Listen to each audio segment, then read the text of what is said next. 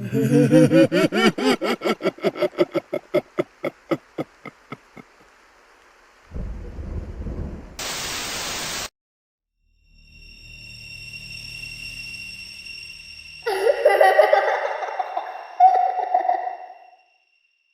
you ever wondered what happens to the souls who die in agony, their last moments filled with fear and pain?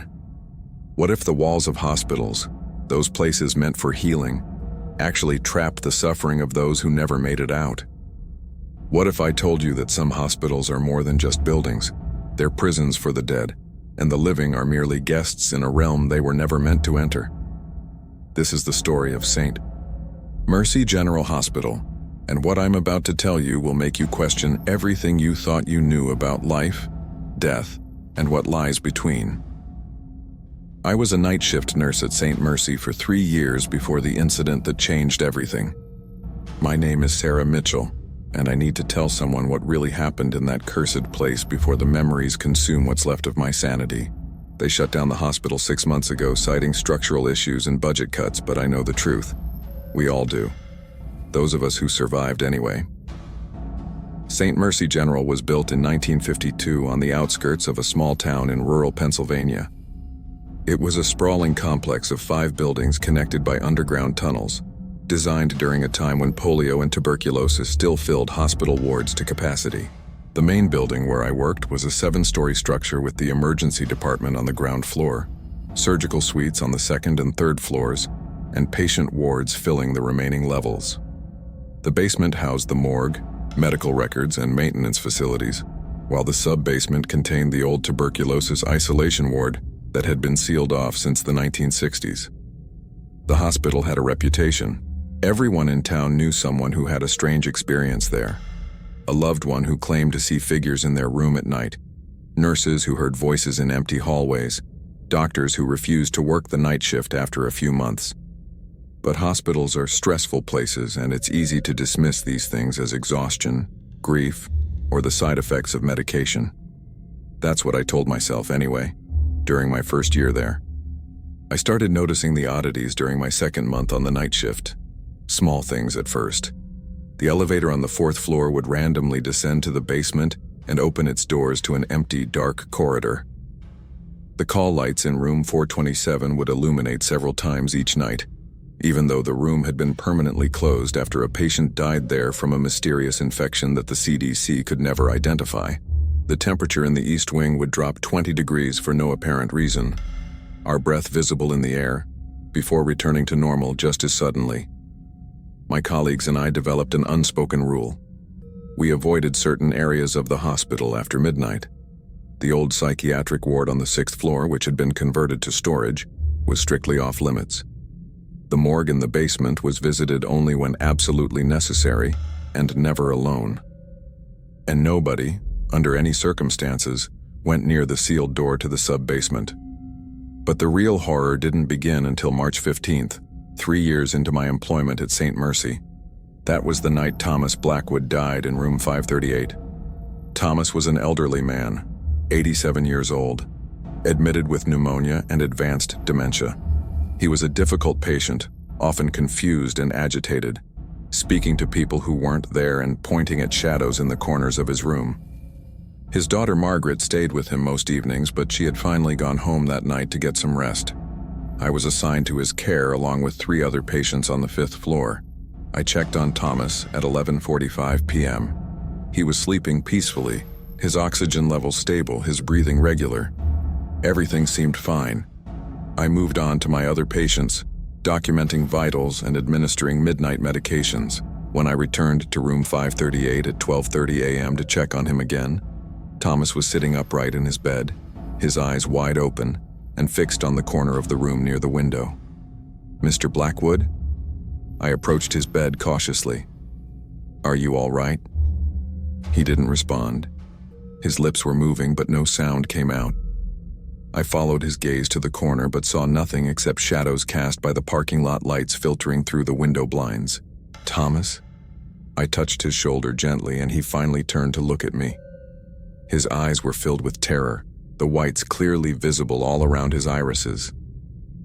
"They're coming," he whispered, his voice hoarse and desperate. They're coming for all of us. They're waiting in the walls, in the floors, in the air we breathe. This place is full of them. Can't you see them? I checked his chart quickly. No medications that would cause hallucinations, no fever, no signs of delirium beyond his baseline confusion. "There's nothing here but you and me," I said, using the calm, reassuring voice we're trained to employ with agitated patients. "You're safe. You're just having a bad dream." "Not dreaming," he insisted, his bony fingers gripping my wrist with surprising strength. "Listen to me. They told me what happened here. The ones who died screaming. The ones they left in the basement when the TB ward closed. The ones who..." His words were cut off by a wet, rattling cough. I reached for his oxygen, but before I could adjust it, he convulsed violently. His back arched off the bed, his eyes rolled back, and a sound came from his throat that I can still hear in my nightmares. A gurgling, choking scream that seemed to come from somewhere deep inside him. Somewhere that wasn't quite human. I hit the code button and began CPR, but I knew it was too late. His body had gone rigid, his mouth open in a silent scream, and his eyes... God. His eyes were staring at something above me, something I couldn't see but could feel. A presence in the room that made my skin crawl and my heart race with primal fear. The code team arrived within 2 minutes, but Thomas Blackwood was gone. Time of death: 12:47 a.m. The official cause would later be listed as cardiac arrest secondary to pneumonia, but I knew there was something more, something the medical examiner's report would never capture. As we cleaned his body for transport to the morgue, I noticed something that made my blood run cold. On Thomas's arm, in the soft flesh above his wrist, were 4 small, circular bruises. They looked like fingerprints, but his daughter had left hours ago, and I had been the only one to touch him since then. I had grabbed his shoulder, not his wrist. I should have mentioned it to the doctor, but I didn't. I'm not sure why. Perhaps some part of me already knew that whatever had left those marks wasn't something that could be explained in a medical chart. The strange occurrences escalated after Thomas's death. It started that same night, just a few hours later, around 3 a.m. I was at the nurse's station, charting the code and preparing the death paperwork, when I heard footsteps coming from the direction of room 538. Slow, shuffling footsteps, like someone dragging their feet across the linoleum floor. I looked up. The hallway was empty. The lights flickered once, twice, then steadied. The footsteps continued, growing closer, but I could see nothing. The sound passed right by me. I could feel the displacement of air, sense the presence of something moving. And then it stopped at the elevator. The button illuminated by itself, and a moment later, the elevator doors opened with their familiar ding. I watched, paralyzed, as the elevator descended to the basement. The digital display above the door showed its progress. 5, 4, 3, 2, 1. B. The display held on B for a long moment, then the elevator began to ascend again. My rational mind screamed at me to go back to my charting, to ignore what I was seeing, but I couldn't move. The elevator rose to the 5th floor, and the doors opened. Nothing emerged. The elevator was empty, but I could feel it. That presence again, the same one I had sensed in Thomas's room. It moved past me, and this time I caught something from the corner of my eye. A shadow, darker than the surrounding darkness, shapeless but unmistakably there. It drifted down the hallway toward the east wing and disappeared into the wall near room 542. I didn't sleep the rest of that shift. I didn't sleep much for weeks afterward. The next incident occurred 3 days later, and this time I wasn't the only witness. Jennifer Chen, one of my fellow nurses, was working the night shift with me when we heard the screaming. It came from the 6th floor, from the direction of the old psychiatric ward. High-pitched, anguished screams that echoed through the empty corridors and made every hair on my body stand on end. We called security, and Marcus Washington, the night guard, met us at the 6th floor elevator. Marcus was a former Marine, a mountain of a man who didn't scare easily. But I could see the tension in his jaw as we stepped out into the hallway. The 6th floor had been closed to patients for 2 years due to budget constraints. The rooms were empty, the furniture covered with sheets, the air thick with dust and disuse. The screaming had stopped by the time we arrived, leaving only an oppressive silence that felt somehow worse than the noise. "Probably teenagers," Marcus said, his voice echoing in the empty space. "Kids break in here sometimes, think it's fun to explore the haunted hospital." But his hand rested on his baton, and his eyes scanned the shadows with the wariness of someone who expected trouble. We searched the floor methodically, checking every room, every closet, every possible hiding place. We found nothing. No teenagers, no broken windows, no sign that anyone had been there. But when we reached the door to the old psychiatric ward, the area that was supposed to be sealed off, we found it standing open. Jennifer gasped. "That door is supposed to be locked. It's been locked for years." Marcus examined the door frame. "Lock's still intact. It's not broken. Someone opened it from the inside." "That's impossible," I said. But even as the words left my mouth, I knew they were hollow. Nothing about this place followed the rules of possibility anymore. Marcus shone his flashlight into the psychiatric ward. The beam illuminated a long corridor lined with small rooms, each with a heavy door featuring a small window reinforced with wire mesh. These were the old seclusion rooms where violent or severely disturbed patients had been isolated decades ago, back when psychiatric care was more about containment than treatment. "I'm going in," Marcus announced, and before Jennifer or I could protest, he stepped through the doorway. We followed, neither of us willing to stay behind alone.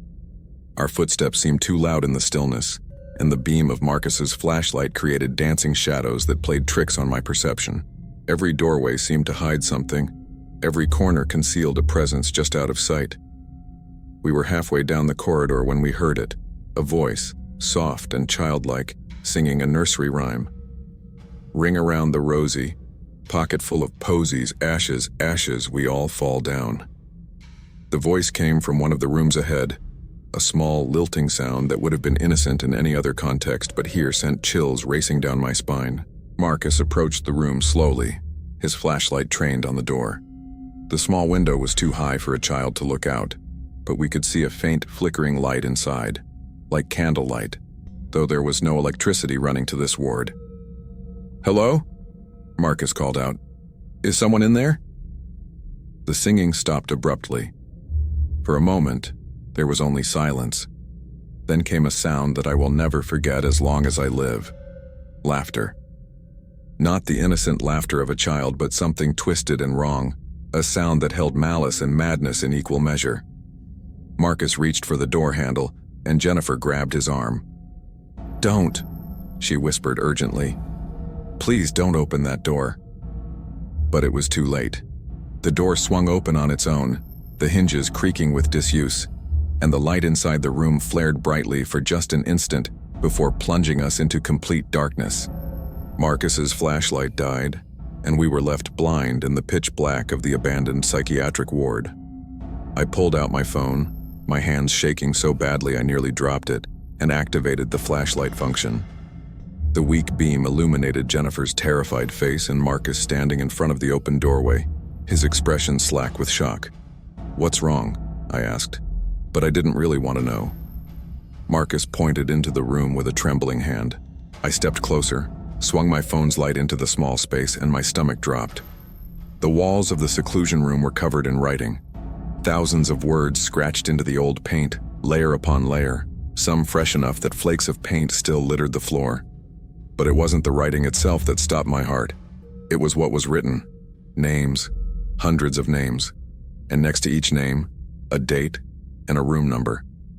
Thomas Blackwood, March 15th, 2024, room 538. My hands shook as I read more names, recognizing several. Sarah Chen, January 3rd, 2024, room 312.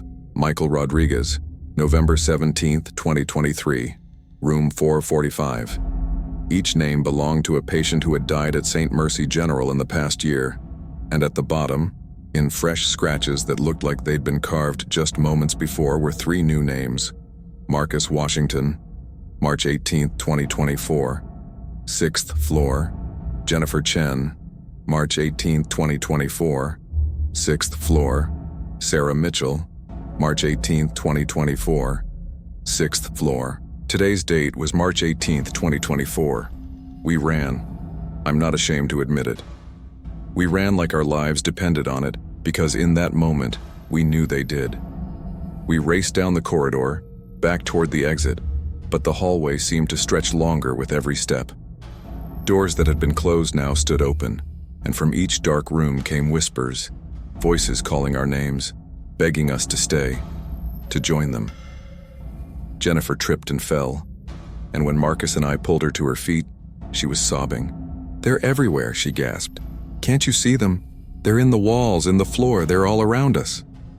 I looked where she was staring and saw nothing but shadows, but I could feel them now, the presence of dozens, maybe hundreds of souls, all crowding around us, pressing in, reaching out with invisible hands that tugged at our clothes and our hair. We burst through the door to the stairwell and didn't stop running until we reached the ground floor. We stumbled out into the emergency department where the bright lights and the noise of the living world felt like a sanctuary. The night charge nurse, Patricia Monroe, looked up from her computer in alarm. "What happened to you three? You look like you've seen a ghost." The phrase was so absurd, so inadequate for what we'd experienced, that I started laughing. It was the laughter of hysteria, of minds pushed to their breaking point, and once I started, I couldn't stop. Jennifer and Marcus joined in, and we stood there in the ED, three healthcare professionals laughing like maniacs while Patricia stared at us in confusion and concern. We filed an incident report for what good it would do. We described the open door, the writing on the walls, the sounds we'd heard. We didn't mention the shadows or the voices or the names that predicted our deaths. Who would believe us? The hospital administration dispatched a maintenance team to the 6th floor the next morning. They found the door to the psychiatric ward sealed shut, just as it had been for years. The lock was rusted solid, impossible to open without a cutting torch. And when they finally forced their way inside and checked the seclusion rooms, they found nothing. No writing on the walls, no names, no scratches in the paint. But the three of us knew what we'd seen. And we knew that something in St. Mercy General Hospital wanted us to know it was there, watching, waiting. I seriously considered quitting after that night, but something kept me there. Maybe it was professional pride, maybe it was financial necessity, or maybe, and this thought still disturbs me, maybe it was because the hospital didn't want to let me go. Whatever the reason, I continued working the night shift, though I made sure I was never alone and never strayed from the well-lit, populated areas. For a few weeks, things were quiet. Too quiet. It felt like the calm before a storm, and I wasn't wrong. The next major incident happened on April 2nd. A new patient was admitted to the 5th floor, a middle-aged woman named Diane Hutchinson who was recovering from surgery. She seemed normal at first, pleasant, cooperative, responding well to treatment. But on her second night in the hospital, something changed. I was checking on her around 2 a.m. when I found her sitting up in bed, wide awake, staring at the wall across from her. "Mrs. Hutchinson, do you need something?" She didn't respond. Her eyes were fixed on the wall, unblinking. "Diane? There's a door," she said softly. I looked at the wall. It was solid, unbroken except for the medical equipment mounted there. "I don't see a door." "It's there. It's always been there. They use it to come and go. The ones who died here. The ones who can't leave." She finally turned to look at me, and her expression was eerily calm. "They showed me things, Sarah. They showed me what happens in the sub-basement. What really happened when they closed the TB ward. The use of my name startled me. Her chart had been prepared by the day shift, and I hadn't introduced myself yet." "How do you know my name?" "They told me. They know everything about this place. Every person who's ever worked here. Every patient who's ever died here. They remember it all." She paused, tilting her head as if listening to something I couldn't hear. "They want me to tell you something. They want you to know that Thomas Blackwood discovered the truth. That's why they took him. That's why they marked him." My mouth went dry. "What truth?" "This hospital was built on top of something old. Something that was here long before the buildings. The foundation of the main structure goes down deep, deeper than it should. They found something when they dug the sub-basement in 1953. something they were supposed to leave alone. "Who told you this?" I demanded, fear making my voice sharp. "The children," Diane said simply. "The ones from the TB ward. They were down there when it happened. They saw everything." I backed toward the door, my nursing training forgotten in the face of rising panic. "I'm going to get the doctor. You need to rest." "They're going to show you," she called after me. "Tonight. They're going to take you down there, and then you'll understand why no one can ever leave. Why this hospital will stand here forever, no matter how hard they try to shut it down." I reported the incident to the charge nurse and the on-call physician. Diane was evaluated for delirium, but her vital signs were normal. Her medications didn't explain the behavior, and she had no history of psychiatric illness. The doctor ordered some additional tests and mild sedation, but there was nothing concrete we could do. By morning, Diane seemed to have no memory of the conversation, and she was discharged 2 days later without further incident. But her words haunted me. I couldn't stop thinking about the sub-basement, about Thomas Blackwood's final words, about the names scratched on the wall of the psychiatric ward. I started researching the hospital's history, spending my off hours at the local library and historical society, piecing together a story that no one had ever meant to be told. St. Mercy General Hospital was built in 1952, but the land it stood on had a dark history. In the late 1800s, it had been the site of the Mercy Home for Invalid Children, a tuberculosis sanatorium for orphaned and abandoned children. The sanatorium had been a place of horror, even by the standards of that era, overcrowded, underfunded, with a mortality rate that shocked even the callous authorities of the time. Records showed that between 1887 and 1923, over 2,000 children died at the Mercy Home. Most were buried in unmarked graves in a potter's field that was later paved over when the hospital was built. But some of the children, those who died in the winter when the ground was too frozen to dig, or during epidemic periods when deaths overwhelmed the facility's ability to properly dispose of bodies, were stored in a sub-basement morgue that was really more of a catacomb, a maze of rooms carved out of the bedrock beneath the sanatorium. When the Mercy Home closed in 1923, the buildings were torn down, but the sub-basement was left intact, sealed with concrete and forgotten. 29 years later, when construction began on St. Mercy General Hospital, the work crews discovered the old catacomb. The original architectural plans show that the hospital's sub-basement was supposed to stop at a certain depth, but then the plans were abruptly revised, showing the structure built directly on top of the old sanatorium's foundation. I found a newspaper article from 1953 describing an accident during construction.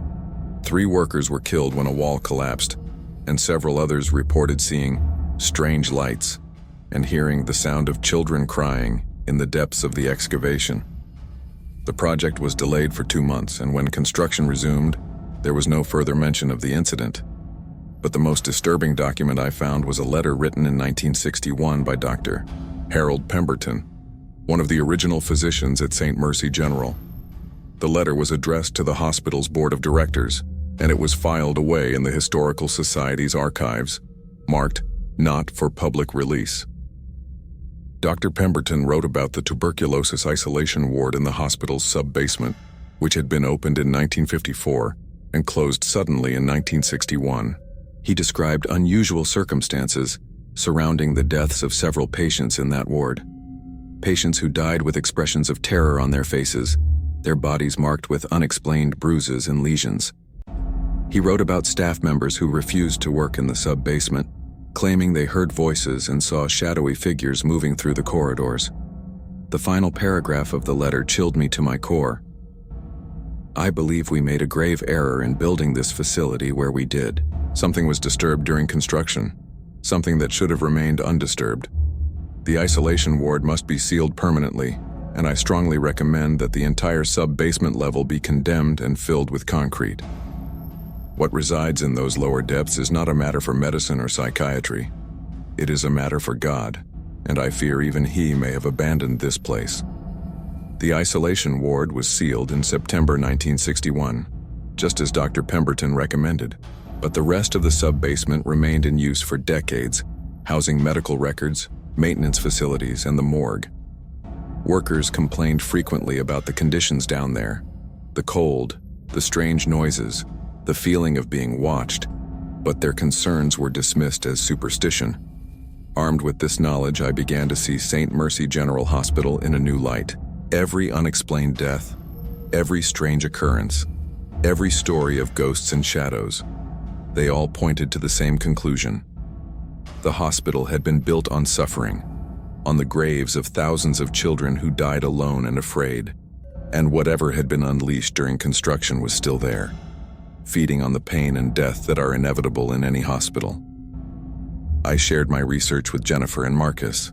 We agreed that we needed to see the sub-basement to confirm our suspicions, though every instinct screamed at us to leave well enough alone.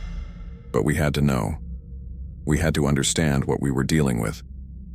We planned our descent for April 15th, during the dead hours of the night shift when the hospital was quietest. Marcus obtained a key to the sub-basement from the maintenance office. He'd built enough trust with the day maintenance crew that they didn't question his request. Jennifer and I arranged our patient assignments to give us a legitimate reason to be away from our floor for an extended period. At 3 a.m., we met at the basement elevator. The descent seemed to take longer than it should, the elevator creaking and groaning as it lowered us into the depths of the building. When the doors opened, we stepped out into a corridor that felt immediately wrong. The temperature was at least 20 degrees colder than the rest of the hospital. The lighting was dim, with many bulbs burned out and never replaced.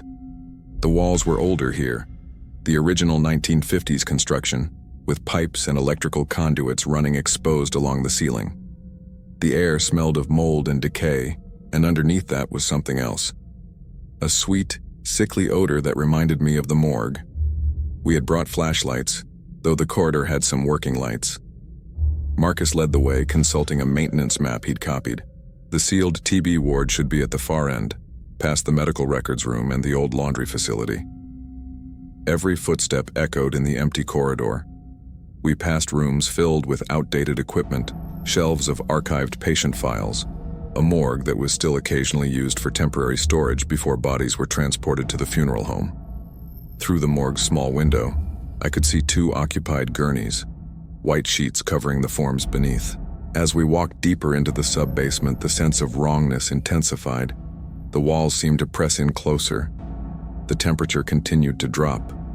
And there were sounds, faint at first, barely audible, but growing more distinct with every step. The sound of water dripping, the hum of old machinery.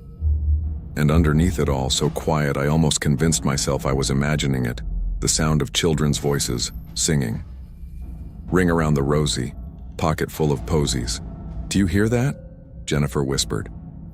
Marcus nodded, his jaw set in grim determination. We keep moving. We reached the end of the corridor, and there it was. A large door, newer than the surrounding structure, made of heavy metal with a prominent warning sign. "Danger, condemned area, do not enter." The door was secured with a padlock and chain, but the lock looked old and corroded. Marcus examined it. "I could cut this off. I brought a bolt cutter just in case." "Do it," I said, before I could lose my nerve. The chain fell away with a loud clatter that echoed through the sub-basement like a gunshot. Marcus pulled the door open, the hinges shrieking in protest, and we shone our flashlights into the darkness beyond. The isolation ward was exactly as I'd imagined it, a nightmare made concrete and tile. Small rooms lined both sides of a central corridor, each with a heavy door and a small window. The floor was littered with debris, old medical equipment, overturned gurneys, papers scattered by some long-ago disturbance. Everything was covered in a thick layer of dust, undisturbed for more than 60 years. Except for the footprints. Small footprints, child-sized, tracked through the dust, leading deeper into the isolation ward. Fresh footprints, as if someone had walked through here just moments before. "That's impossible," Jennifer breathed. "No one's been down here in decades." But the evidence was right in front of us, undeniable. Marcus swung his flashlight along the corridor, and the beam illuminated something that made my blood run cold. At the far end of the hall, just at the edge of the light, was a figure. Small, child-sized, standing perfectly still. "Hello?" Marcus called out, his voice sounding thin and uncertain in the oppressive atmosphere. "Is someone there?" The figure didn't respond. It didn't move. But as we watched, another figure appeared beside it. Then another, and another.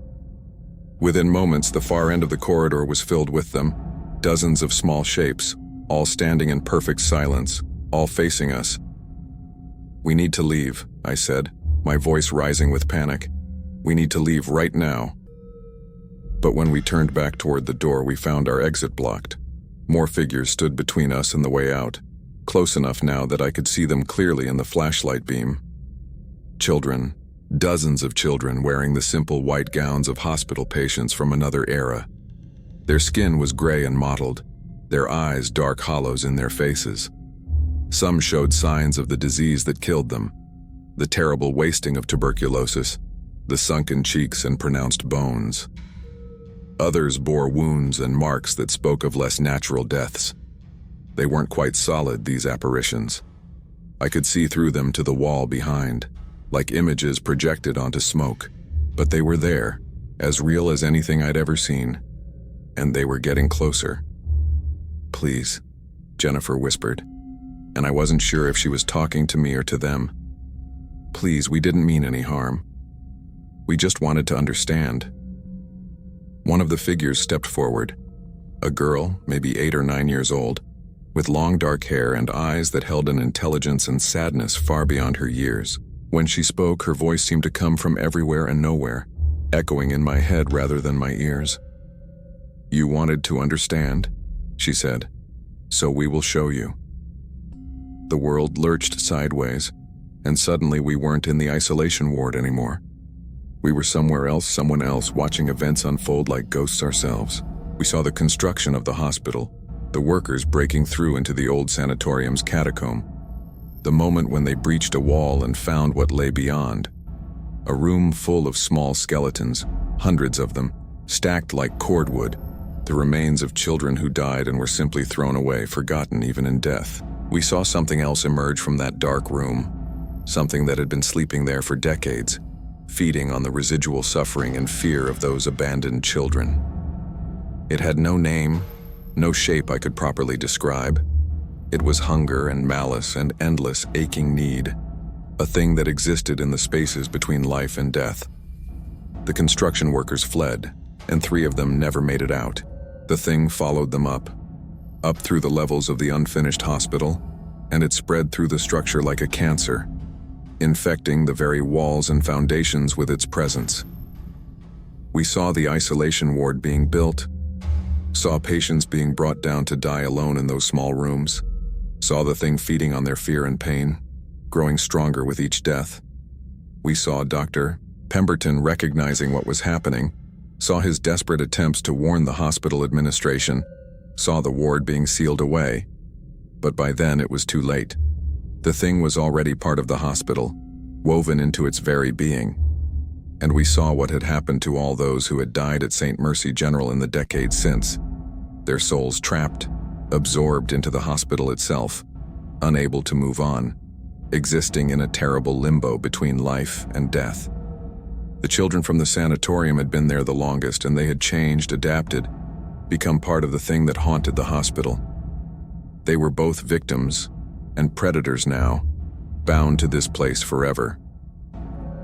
"We can't leave," the little girl said, and now I could see that she was crying, black tears running down her gray cheeks. "It won't let us leave. It needs us, feeds on us, and it will never let us go. And now it wants you too. It's been waiting for someone to come down here, someone to open the door and invite it up into the hospital again." The vision faded, and we were back in the isolation ward, surrounded by the spectral children. But something else was there now too. Something massive and dark, a presence so overwhelmingly malevolent that my mind recoiled from perceiving it fully. "Run!" Marcus shouted, and we did, pushing through the crowd of ghostly children racing for the door. They grasped at us with translucent hands, pleading, begging us to stay, to join them in their eternal prison. But we broke free and burst through into the corridor. We ran blindly through the sub-basement, our flashlights bouncing wildly, creating a chaos of light and shadow. Behind us, we could hear it coming. Not footsteps, but a sound like grinding stone, like the hospital itself was shifting and changing, pursuing us through its own bowels. We reached the elevator and Marcus hammered the call button repeatedly. The display showed the elevator descending from the 3rd floor. Too slow, far too slow. The sound grew closer, and the lights in the corridor began to flicker and die, darkness spreading toward us like a wave. "Stairs!" Jennifer shouted, pointing to a door we'd passed earlier. We took the stairs 2 at a time, our breath coming in ragged gasps, our hearts pounding. I could feel it behind us, feel its hunger, its rage at being disturbed, its desire to pull us back down into the depths and make us part of its eternal collection.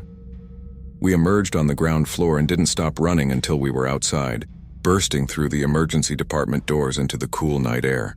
We collapsed on the pavement, gasping and shaking, and behind us, through the hospital's windows, we could see lights flickering throughout the building, as if something vast and angry was moving through St. Mercy General, awakening every dark corner and forgotten space. That should have been enough. That should have made us quit. Should have sent us screaming to the authorities to shut the place down immediately. But who would believe us?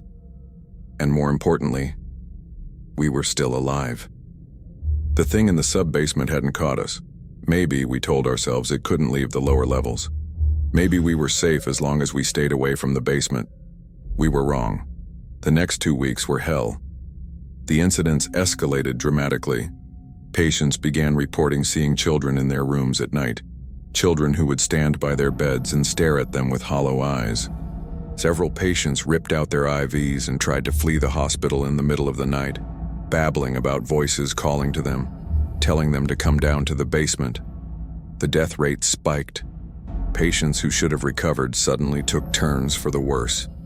The cardiac arrest rate on the night shift doubled, then tripled, and every single death was accompanied by strange circumstances. The call light activating before the patient coded, temperature drops in the rooms, equipment malfunctioning, and always the sense of a presence in the room that the surviving staff couldn't explain.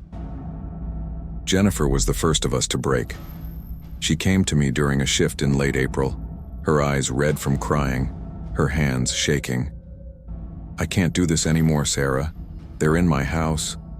I wake up at night and see them standing around my bed, those children from the isolation ward. They follow me everywhere. They want me to go back. They want me to go back down there." I tried to convince her to see a therapist, to take some time off, but she refused. "It won't help. Don't you understand? Opening that door was an invitation. We let it out. It's not just in the hospital anymore. It's spreading. It's following us home, into our lives, and it won't stop until it has what it wants." "What does it want?" I asked, though I feared I already knew the answer. "Us. It wants us to join them, to become part of the hospital just like all the others." She grabbed my hands, her grip desperate. "We have to find a way to stop it, Sarah. We have to close the door we opened." "But how do you close a door that was never meant to be opened? How do you contain something that had already spread throughout the entire structure of the hospital?" Marcus was struggling too, though he hid it better. I noticed him checking over his shoulder constantly, flinching at shadows, jumping at every unexpected sound. He told me he'd started sleeping with all the lights on in his apartment, that he couldn't stand the darkness anymore because he could feel them in it. The children, the thing from the sub-basement, all of it pressing in on him. "I looked into the hospital's death records," he told me one night, his voice low and urgent. "Going back to the day they opened in 1952. Do you know how many people have died in this building?" I shook my head. "Over 47,000. 47,000 souls, and according to what those things showed us, they're all still here. Trapped, suffering, and every single one of them wants out, wants to be free. But the only way they can see to do that is to take others with them, to add to their numbers until there are enough of them to break through whatever barrier keeps them here." "That's insane," I whispered. "Is it?" Marcus challenged. "Is it any more insane than what we've already seen? We opened the door to the isolation ward, Sarah. We broke the seal that was keeping it contained. And now it's spreading through the hospital like a virus, and we're the ones who unleashed it." The guilt ate at me. Every death, every terrified patient, every nurse who quit after experiencing something inexplicable, it was all our fault.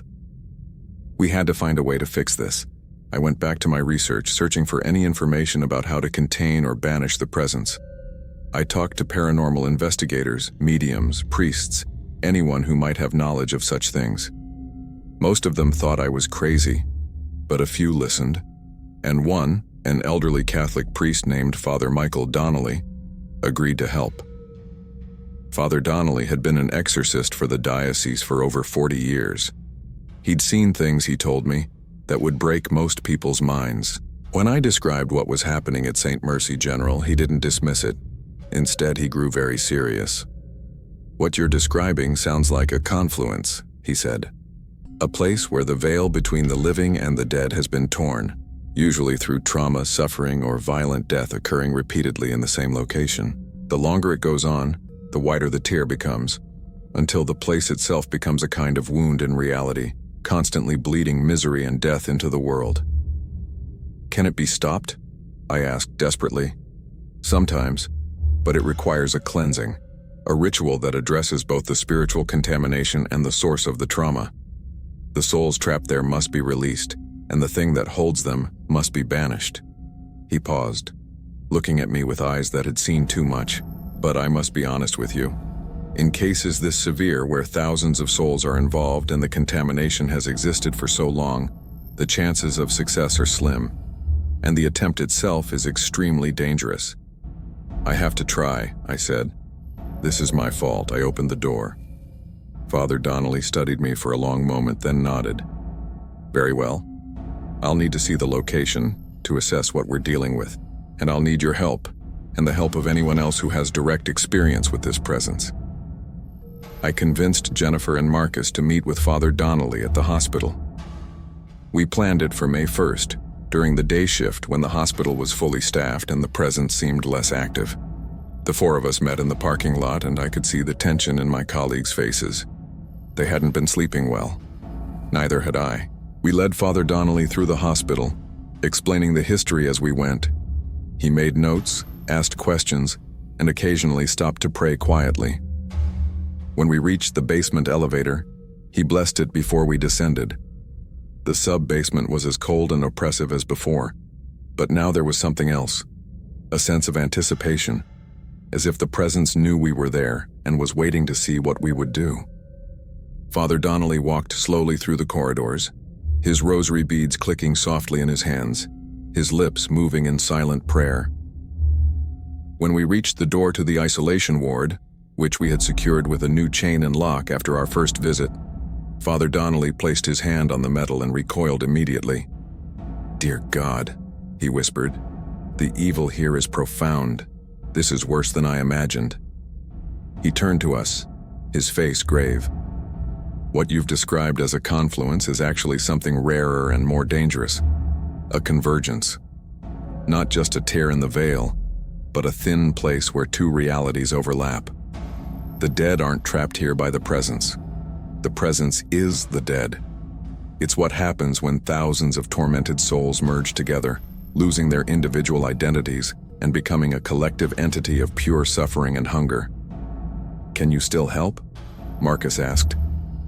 Father Donnelly was quiet for a long moment. "I can try, but understand this. What I'm about to attempt will anger it. It will fight back, and if I fail, it may be worse than if we'd done nothing at all." "We have to try," Jennifer said firmly. "We can't let this continue." The priest nodded. "Then we begin tonight, during the hours when the veil is thinnest, midnight to 3 a.m. Those are the hours when the dead are strongest. We'll need to perform the ritual in the isolation ward itself, at the heart of the convergence." We spent the rest of the day preparing. Father Donnelly had us gather supplies, holy water, salt, candles, sacred texts. He marked out patterns on the floor of the isolation ward corridor, creating a protective circle.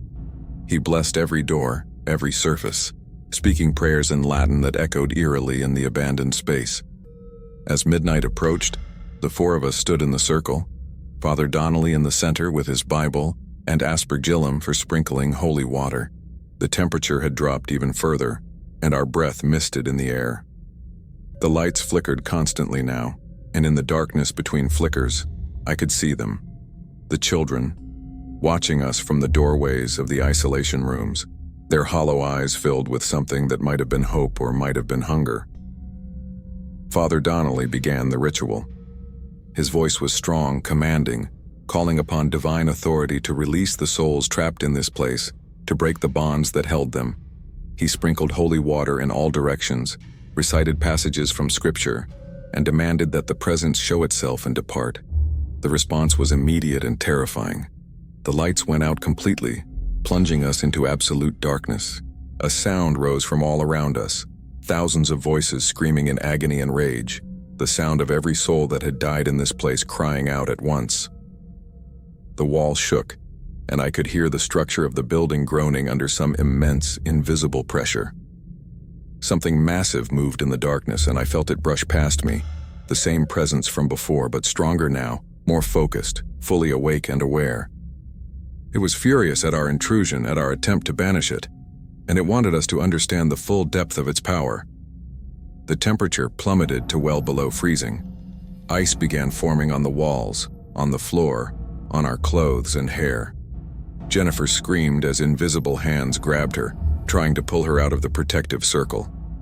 Marcus and I held on to her, pulling back, while Father Donnelly's voice rose higher, his prayers becoming shouts, commanding the presence to release her. The thing laughed, a horrible grinding sound like stone scraping against stone. And suddenly we could see, not with our eyes but with something deeper, and what we saw made Jennifer's scream cut off in her throat. We saw the true nature of the convergence. The entire hospital, every floor, every room, every corridor was filled with them. Thousands upon thousands of souls, packed so tightly that they formed a nearly solid mass. An ocean of the dead pressing against the thin membrane that separated them from the living world. And at the center of it all, in the depths of the sub-basement, was the thing that had started it all. The hunger that had been unleashed when the construction workers broke into the old catacomb, a primal force that fed on suffering and death and had been gorging itself for over 70 years. But we also saw something else. We saw that the souls weren't unified in their desire to remain. Many of them were held against their will, bound by the presence's power, and they yearned for release. The children from the sanatorium especially, they had been trapped the longest, had suffered the most, and deep within the horror they had become, there was still a spark of who they had been, small voices crying out for help. Father Donnelly saw it too, and he changed his approach. Instead of commanding the presence to leave, he began speaking to the souls themselves, offering them release, forgiveness, peace. He told them they were not forgotten, that their suffering was seen and acknowledged, that they could let go and move on to whatever came next. The screaming stopped. The cold remained, but the violent shaking ceased. And one by one, the children began to appear, stepping out of the shadows, becoming visible. They looked different now, less like the terrifying apparitions we'd seen before and more like what they had been, scared, sick children who had died alone and afraid. The little girl who had spoken to us before approached the edge of the circle. She was crying, but this time her tears were clear. "It won't let us go," she said. "It's too strong. It's held us for so long that we don't remember how to be anything else." "You can remember," Father Donnelly said gently. "You can choose to be free. You have that power. You always have." "But the others," she said, gesturing to the mass of souls we could still sense pressing in around us. "All the people who died here, they don't know they can leave. They think this is all there is. They think they have to stay here forever." "Then we'll tell them," the priest said. "We'll tell them all. But you have to go first. You have to show them the way." The little girl looked uncertain, glancing back at the other children who had gathered behind her. There were dozens of them, all watching, waiting. "What if we can't? What if we try and it pulls us back?" "It can't pull you back if you don't give it permission," Father Donnelly explained. "That's the secret, that's the truth that the presence doesn't want you to know. It has no real power over you except what you give it. It feeds on your fear, your despair, your belief that you're trapped. But you're not trapped. You never were. You can leave whenever you choose." The presence roared, not with sound, but with pure emotion, rage and fear and desperate hunger. The building shook again, harder this time, and I heard the sound of concrete cracking somewhere above us. It was trying to stop the children from hearing the truth, trying to maintain its hold on them. But it was too late. The little girl reached out her hand toward Father Donnelly, and though she couldn't cross the protective circle, something passed between them. Understanding, acceptance, forgiveness. She smiled, and for just a moment, she looked alive again, healthy and whole and filled with light. "Thank you," she whispered, and then she was gone. Not vanishing into shadow, but dissolving into light, a warm glow that spread through the isolation ward and pushed back the cold darkness. The other children followed one by one, each of them crossing over, moving on to whatever waited beyond. As they went, the presence weakened, its hold on the other souls loosening. More figures appeared, adult patients from throughout the hospital's history, and they too found their way into the light and passed through. It was working. Father Donnelly's ritual was succeeding, releasing the souls that had been trapped for so long. But the presence wasn't giving up without a fight. The thing at the center of the convergence, the hunger that had started all of this, began to pull back, to retreat deeper into the sub-basement, taking as many souls with it as it could. The building itself seemed to contract, the walls pressing inward, trying to collapse the isolation ward and crush us inside. "We need to leave," Marcus shouted. "The whole structure is becoming unstable." But Father Donnelly stood firm. "If we stop now, we'll have accomplished nothing. The souls that remain will be held even tighter than before, and the presence will be even stronger, fed by its anger at our attempt to banish it." "What do we do?" I asked, watching large cracks spread across the ceiling. "We go to the source," the priest said grimly. "We follow it down to where it's retreating, and we finish this." "That's suicide," Jennifer protested. "We barely made it out of here last time, and that was just from looking at it. If we go directly to it." "It will kill us," Father Donnelly finished. "Yes, probably, but if we don't, how many more people will die in this hospital? How many more souls will be trapped here? This presence has existed for over 70 years, and it will exist for 70 more, for 700 more, unless we stop it now." He was right, and we all knew it. This was our fault, our responsibility, and if we didn't finish what we'd started, the horror would continue forever. "I'm in," Marcus said, his jaw set with determination. "Me too," Jennifer added, though her voice shook. I took a deep breath. "Let's end this." We left the protective circle and followed Father Donnelly deeper into the isolation ward, past the rooms where the children had been held, past the point where we'd turned back on our first visit. The corridor extended further than the architectural plan suggested, sloping downward, leading us deeper beneath the hospital. The walls here were older, rougher, carved directly from bedrock.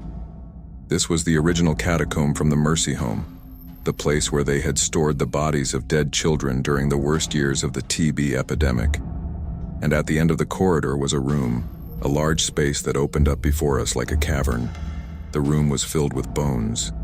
Hundreds, thousands of small skeletons stacked against the walls, piled in corners, covering the floor. This was where they had thrown the children's bodies, discarded like garbage, forgotten even in death. And in the center of the room was the presence, finally visible, finally taking a shape we could comprehend. It was a mass of shadow and bone, constantly shifting, reforming, a grotesque amalgamation of all the suffering that had occurred in this place.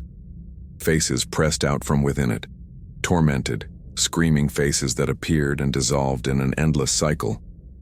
And binding it all together, giving it form and power, was the primal hunger we had sensed before. The thing that had been here even before the sanatorium. Something ancient and terrible that had been drawn to this place by the promise of pain and death. Father Donnelly began to pray, his voice steady despite the horror before us. He blessed the room, blessed the bones of the forgotten children, blessed the very air we breathed. And he spoke directly to the presence, naming it for what it was. Not a demon, Not a ghost, but a parasite. Something that existed only because it fed on the suffering of others. "You have no dominion here," he declared. "You have no claim on these souls. In the name of all that is holy, I command you to release them and depart from this place." The presence lunged at us, and I felt its full malevolence focused on our small group.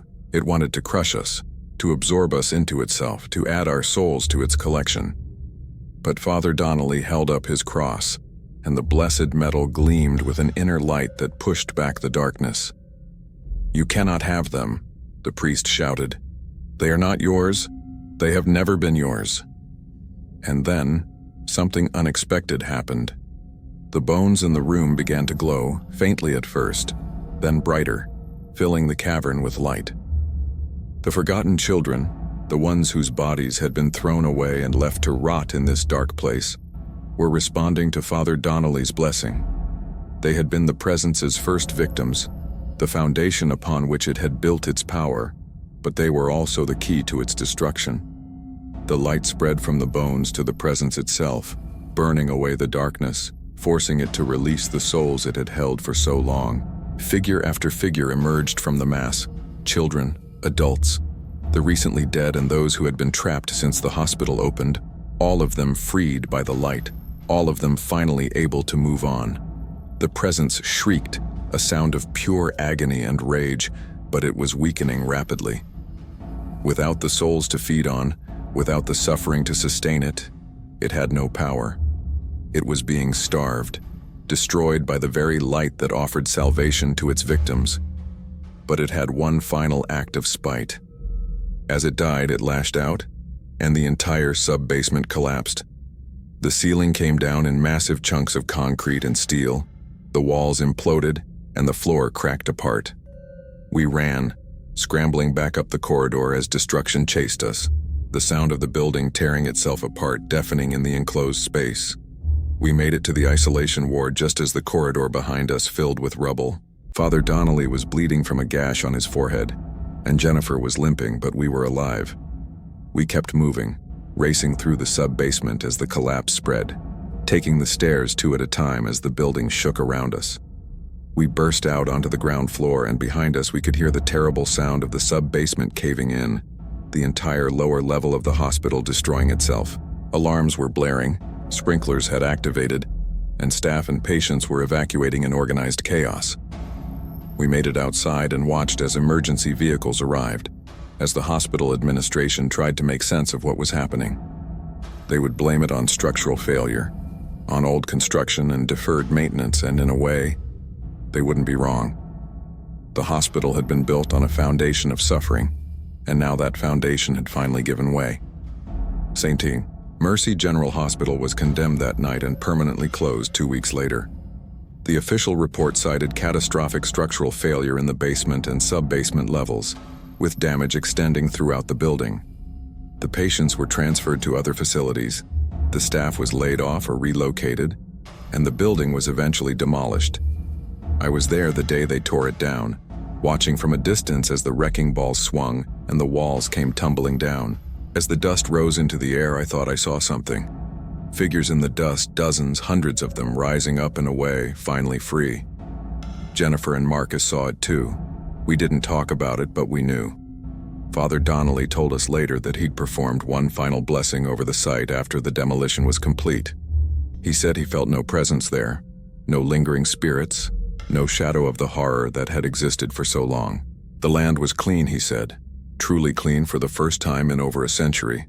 But sometimes late at night I still dream about St. Mercy General. I dream about walking those corridors, hearing the sounds of the children singing, feeling the cold presence pressing in around me. And I wake up in a cold sweat, wondering if we really destroyed it, or if some part of it survived, waiting in the rubble, ready to awaken again if anyone is foolish enough to build on that cursed ground. I don't work in hospitals anymore. I couldn't go back after what I experienced. Jennifer moved to another state and changed careers entirely. Marcus left the security field and became a teacher. We stay in touch, but we never talk about what happened. Some things are too heavy to bear in conversation, but I'm telling you now because I believe people need to know. not just about Saint Mercy General, but about all the places where suffering accumulates, where death becomes routine, where the veil between worlds grows thin. These places exist, and they're more common than you might think. The hospital where your grandmother died, the nursing home where your grandfather spent his final days, the old asylum on the edge of town that's been abandoned for decades. These places hold echoes, memories, and sometimes something worse. Pay attention to the signs.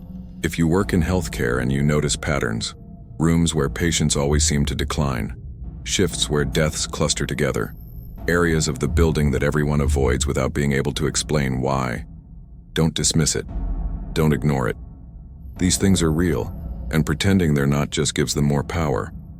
And if you ever find yourself in a place like Saint Mercy General, a place where the dead outnumber the living, where the shadows are too deep and the cold is too persistent, where you hear voices that shouldn't be there and see things that can't be explained, get out. Don't investigate. Don't try to understand. Just leave and never go back. Some doors should never be opened. Some places should never be disturbed. Some truths are too terrible to uncover. I learned that lesson the hard way, and the knowledge has marked me forever. Every hospital I pass now, I wonder what horrors might be lurking in its basement, what souls might be trapped in its walls, what presence might be feeding on the inevitable suffering that occurs within. The line between life and death is thinner than we like to believe, and in places where that line is crossed repeatedly, where pain and fear are constant companions, the boundary can break down entirely. Saint Mercy General was proof of that, and somewhere out there, right now, another place is following the same path, accumulating the same darkness, building toward the same terrible convergence. I hope you never find one of these places. I hope you never experience what I did, never see what I saw, never learn the awful truth about what happens to some of the souls who die in our hospitals and medical facilities. But if you do, remember this story. Remember that the presence is real, that the trapped souls are real, and that sometimes, just sometimes, they can be freed. And remember that the cost of that freedom is higher than you can possibly imagine. The demolition of St. Mercy General Hospital was completed in September 2024. The site remains empty to this day.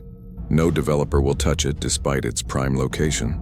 They say the land won't hold foundations, that any construction attempt meets with mysterious accidents and equipment failures. But I know the real reason. The workers can feel it, even if they don't understand it. They can sense the echo of what happened there, the memory of 70 years of accumulated suffering, and their instincts tell them to stay away. Maybe someday the land will truly heal. Maybe enough time will pass that the psychic wounds will fade, and something good can be built there. But I don't think that will happen in my lifetime, or my children's lifetime, or perhaps ever. Some places are marked forever by what occurred within them, and no amount of time can erase that mark. I still see Father Donnelly occasionally. He's retired now, too old to continue his work as an exorcist. When we meet for coffee, we sometimes talk about that night, about the ritual, about the children we saved and the presents we destroyed. But more often we sit in silence. Two people who have seen too much and carry the weight of that knowledge like a stone. He told me once that in all his years as an exorcist, St. Mercy General was the worst case he'd ever encountered. Most hauntings are simple, he explained. A single soul, trapped by unfinished business or violent death. Those can be helped, released, sent on their way. But what we dealt with, that was something else entirely. That was what happens when suffering is institutionalized, when death becomes routine, when human pain is processed like a factory product. The sheer scale of it, the number of souls involved, the depth of the trauma, it created something unprecedented. Do you think there are others like it? I asked. He was quiet for a long time before answering. Yes. Not many, thankfully, but yes. Any place where large numbers of people die, where suffering is concentrated and prolonged, has the potential to become a convergence. Most never reach that point. There are too many safeguards, too many people praying, too much light to hold back the darkness. But sometimes in the worst places, built on the worst ground with the worst history, sometimes the darkness wins. That thought keeps me up at night. Somewhere out there, another saint. Mercy General is germinating, another convergence is forming, another presence is feeding and growing stronger. And unless someone recognizes it and acts before it's too late, the horror will repeat itself. That's why I'm telling this story. Not to scare you, though it certainly should scare you, but to warn you. To make you aware that these things exist, that the supernatural is real, and that sometimes the places we build to heal and care for the sick can become prisons for the dead. If you work in healthcare, be vigilant. If you're a patient in a hospital, pay attention to your surroundings. And if you ever encounter something that defies explanation, something that fills you with instinctive dread and makes you want to flee, trust that instinct. It might save your life. It might save your soul. The children of St. Mercy General are at peace now. The 47,000 souls who died there have moved on. The presence has been destroyed, but the memory remains, carved into my mind like those names were carved into the wall of the psychiatric ward. And I will carry that memory until the day I die. And when I die, I pray that I don't end up in a place like St. Mercy General.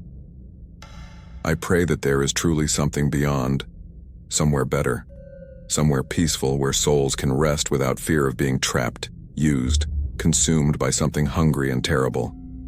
I have to believe that, after what I've seen, I have to believe that death is not the end of suffering for everyone, that some souls find peace.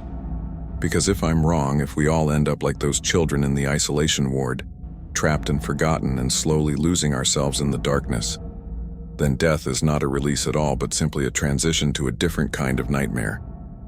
But I don't think I'm wrong. I saw the light that came for the children.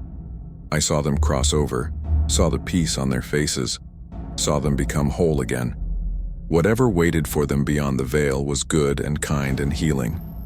I have to believe that awaits all of us, if we can just avoid the traps, the convergences, the places where the hungry things wait to claim us. This is my testimony. This is my warning. This is the truth about what happened at St. Mercy General Hospital, and why some places should be left to crumble rather than rebuilt. The past may be buried, but it's never truly gone, and when we disturb it without understanding what we're doing, we risk unleashing horrors that should have remained hidden forever. Learn from my mistake, respect the dead, and never ever open a door that was sealed for a reason. If you've made it this far, if you've read my entire account of what happened at St. Mercy General Hospital, then you understand why I needed to tell this story. These events changed my life, marked me in ways that will never fully heal, and I can't carry this burden alone anymore.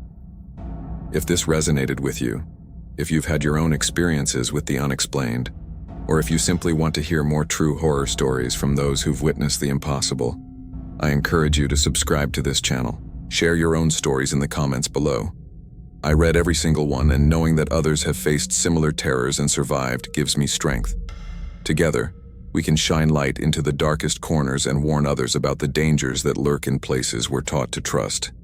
Hit that subscribe button, leave a comment about your thoughts or experiences, and remember, the truth is always stranger and more terrifying than fiction.